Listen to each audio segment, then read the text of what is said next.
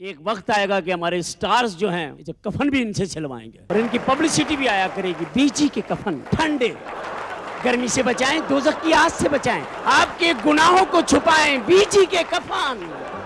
उमर शरीफ के इंतकाल ने न सिर्फ पाकिस्तान बल्कि दुनिया भर में कॉमेडी के मद्दाहों को उदास कर दिया। कह कहे बखेरने वाली इस मशीन ने अपने फन के बलबूते पर न सिर्फ पाकिस्तान बल्कि भारत में भी अपनी पहचान बनाई। उनकी कॉमेडी को दोनों तरफ के फनकारों ने बाकायदा कॉपी करके अपने करियर बनाए और आज वो ऊंचे मकाम पर फायज हैं। उमर शरीफ के लिए पाकिस्तानी फनकारों के साथ साथ भारतीय फनकारों ने भी अपने दुख का भरपूर इजहार किया और उनके अहले खाना से ताज़ियत की। किस किस भारतीय फनकार ने उमर शरीफ के लिए दुख भरे जज्बात का इजहार किया और उनके इंतकाल को नाकाबिले तलाफी नुकसान करार दिया, ये सब कुछ हम बताएंगे आज की इस वीडियो में। चले आप इंटरव्यू ले लें। कुछ आसान से सवाल पूछूंगी। मुश्किल पूछो दुनिया किसने बनाई है? कितना मुश्किल बात है?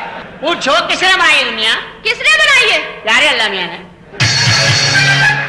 उमर शरीफ के इंतकाल के बाद से फनकारों की जानिब से ताज़ियती पैगामात जारी करने का सिलसिला जारी है। पाकिस्तान फिल्म और शोबिज़ इंडस्ट्री के बड़े बड़े नाम उमर शरीफ की रहलत पर अपने जज्बात का इजहार कर चुके हैं और उनकी वफात को नाकाबिले तलाफी नुकसान करार दे चुके हैं। उमर शरीफ के इंतकाल पर जहां एक तरफ पाकिस्तानी शोबिज़ सोग में डूब गई है, वहीं दूसरी तरफ सरहद पार मौजूद फनकारों की आंखें भी नम हैं। उमर शरीफ के इंतकाल पर भारतीय फनकारों की जानिब से भी ताज़ियती पैगामात जारी होने का सिलसिला शुरू हुआ, जो अभी तक जारी है। गम की इस घड़ी में किसी फनकार ने ट्विटर पर ट्वीट के जरिए अपने जज्बात का इजहार किया तो कुछ एक फनकारों ने पाकिस्तानी चैनल से बात करते हुए उमर शरीफ की फनी सलाहियतों और उनकी खिदमात को सराहा। भारत के सबसे मकबूल तरीन कॉमेडियन कपिल शर्मा, जिनका भारत में कोई सानी नहीं, वो भी उमर शरीफ के मद्दाहों में से हैं। कपिल शर्मा का शुमार उन कॉमेडियंस में होता है जो पाकिस्तानी कॉमेडियंस की दिल से इज्जत करते हैं और उनके बारे में अपने जज्बात का भरपूर इजहार करते हैं। उमर शरीफ के इंतकाल की खबर जब जंगल में आग की तरह फैली तो कपिल शर्मा को भी इस अफसोसनाक खबर का इल्म हुआ, जिस पर उन्होंने ट्विटर पर गालिबन फनकारों में से सबसे पहले ट्वीट किया कि अलविदा लेजेंड, खुदा आपकी रूह को सुकून में रखे। इस ट्वीट को हजारों की तादाद में रीट्वीट किया गया, जिसमें बड़ी तादाद भारतीयों की शामिल थी। उमर शरीफ की वफात के दुख में पाकिस्तानियों के साथ साथ भारतीय भी गमजदा दिखाई दिए। मैंने अपने बाप को बचाने की कसम खाई है।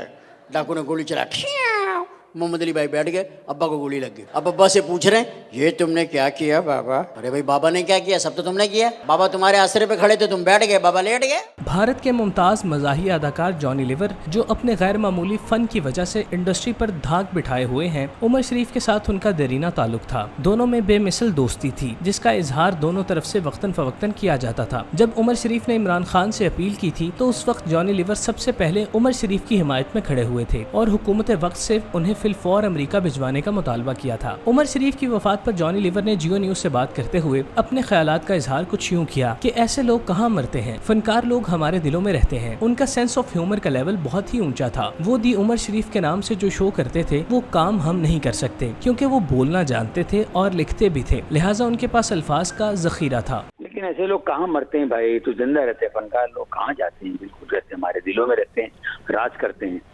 बहुत बड़े फनकार थे, बहुत अच्छे आर्टिस्ट, क्या कहने। उनकी तारीफ में जितना कहा जाए वो कम है। इस मौके पर भारतीय गुलकार दलेर मेहंदी, जो उमर शरीफ के परस्तारों में से हैं, उन्होंने भी किंग ऑफ कॉमेडी की वफात पर गहरे दुख का इजहार किया। उनका कहना था कि उमर शरीफ साहब बहुत बहुत बड़े एक्टर थे और अपने लाजवाल काम और नाम की वजह से हमेशा अपने फैंस में जिंदा रहे। जो रब के हाथ में वो रब के हाथ में। तो आप सब दुआ करें कि रब उनकी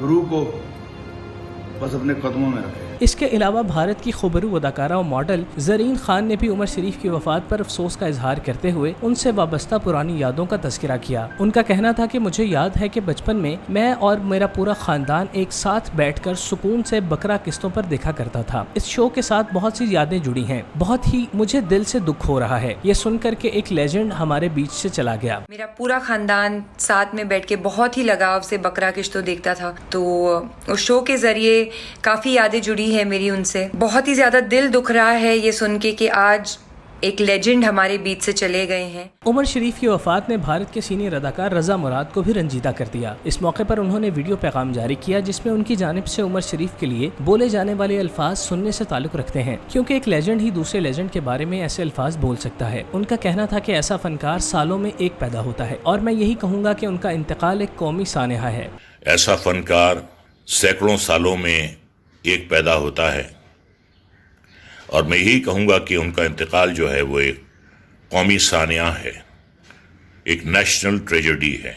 भारत के इंतहाई सीनियर और वर्सेटाइल अदाकार अनुपम खेर, जो पाकिस्तान के बारे में नफरत अंगेज बातें करने के हवाले से खबरों की जीनत बने रहते हैं, उन्होंने भी उमर शरीफ की वफात पर अफसोस का इजहार किया। अनुपम खेर ने अपने वीडियो बयान में कहा कि आज पाकिस्तानी अदाकार, कॉमेडियन, राइटर, प्रोड्यूसर उमर शरीफ साहब के इंतकाल के बारे में सुनकर बहुत तकलीफ हुई, मन बहुत उदास हुआ। दुनिया में ऐसी बहुत ही कम शख्सियात हैं जो हंसी और खुशी बखेरती हैं, उनमें से एक उमर शरीफ थे। मेरी उनसे मुलाकात 10-11 साल पहले लंदन में हुई थी। मुझे उनसे मिलकर बहुत अच्छा लगा था। वो गर्मजोशी से मिलते थे। मुझे उनसे टाइमिंग और कॉमेडी के बारे में बहुत कुछ सीखने को मिला। मेरी तमाम ताज़ियत मरहूम के खानदान के साथ है। मैं वाकई उदास हुआ उनके करोड़ों फैंस की तरह उनके बारे में सुनकर। बहुत सारी उनकी कॉमेडीज देखी हैं, बहुत उन्होंने हंसाया है, और जो इंसान दुनिया को हंसाता है वो दुनिया के जहन से कभी जाता नहीं। भारत में उमर शरीफ के साथ स्टेज शेयर करने और उनके साथ काम करने का एजाज हासिल करने वाले मारूफ भारतीय कॉमेडियन राजू श्रीवास्तव ने उमर शरीफ की वफात पर जिन तासुरात का इजहार किया, इससे मालूम होता है कि उन्हें किस कदर गहरा धचका लगा था। उन्होंने न्यूज चैनल से बात करते हुए कहा कि मुझे अभी तक यकीन ही नहीं आ रहा कि उमर शरीफ साहब अब इस दुनिया में नहीं रहे। आज के इस मनहूस दिन को आना ही नहीं चाहिए था जो अपने साथ ये बुरी खबर लाया। उमर शरीफ हमारे उस्ताद हैं, हमने उनसे बहुत कुछ सीखा है। उनकी कॉमेडी से सीखकर आज सैकड़ों कॉमेडियन अपने घर का चूल्हा जला रहे हैं। उन पर ऊपर वाले की खास रहमत थी, जिसकी वजह से उन्हें कुछ सोच कर बोलने की जरूरत ही नहीं पड़ती थी। हत्ता कि वो शो में लोगों से बातें करने लग जाते थे और उसी में एंट्री पूरी हो जाती थी। इस हवाले से उन्होंने दिलचस्प किस्सा सुनाया कि हम लोग दुबई में शो कर रहे थे। पहली एंट्री में उमर शरीफ तशरीफ लाए और उन्होंने वहाँ मौजूद लोगों से बातें करना शुरू कर दी कि कैसे आए, कब आए, जगह मिल गई, पार्किंग में मसला तो नहीं हुआ, ये साथ कौन बैठी है, बीवी है ना।